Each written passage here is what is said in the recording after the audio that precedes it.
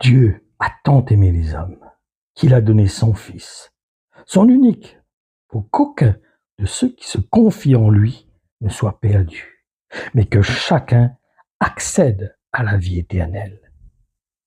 N'oublions pas qu'il est le chemin.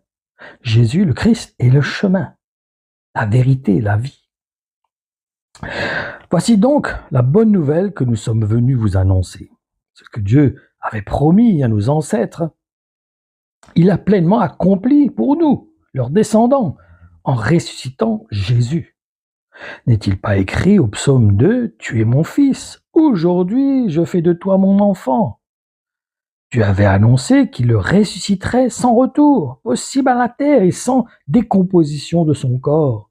En effet, il a déclaré « J'accomplirai fidèlement les promesses sacrées et sûres que j'ai faites jadis à David. Je vous accorderai les grâces et les bénédictions que je lui ai assurées. » Vous pouvez y compter. Dans un autre passage, il dit encore « Tu ne permettras pas que ton fidèle serviteur subisse la décomposition au tombeau. » Pourtant, David, après avoir en son temps contribué à l'accomplissement du plan de Dieu, est mort et a été enterré aux côtés de ses ancêtres. Il a donc bel et bien subi la décomposition.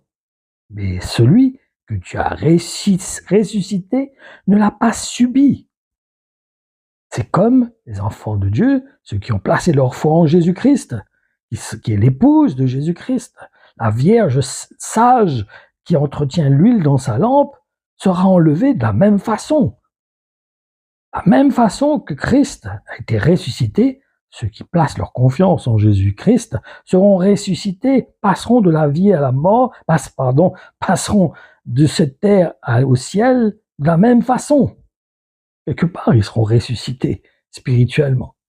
Déjà, nous sommes nés de nouveau par la foi que nous plaçons en Jésus-Christ, à travers de notre identification à Jésus-Christ. Continuons. Sachez-le donc, mes frères, c'est grâce à lui que nous pouvons vous annoncer le pardon de vos péchés. Par la loi de Moïse, vous n'avez jamais pu être acquittés de toutes vos fautes. Par contre, tous ceux qui croient en Jésus sont acquittés, considérés comme des justes aux yeux de Dieu. Mais attention, ne repoussez pas cette offre, de peur qu'il ne vous arrive ce que les prophètes ont dit. Ces paroles, nous pouvons les lire dans Acte 13, versets 32 à 40. Et tout ça nous encourage à savoir que nous allons monter dans ce corps qui sera glorifié d'un seul coup, comme le Christ, à même exemple que le Christ. Donc saisissons cela, saisissons l'œuvre de réconciliation, saisissons cette œuvre que Dieu nous offre de bénéficier du royaume de Dieu, de pouvoir être enlevé notre corps avec ce corps qui sera glorifié en un clin d'œil, après que les morts aient été ressuscités. Que le Seigneur vous bénisse et qu'il vous encourage au travers de ces paroles, que vous soyez excités de voir que quand si vous attendez, persévérez en attendant le Christ, en le suivant, plaçant votre confiance en lui, vous serez enlevés en un clin d'œil pour remonter dans la gloire de Dieu. Que le Seigneur vous bénisse. Amen.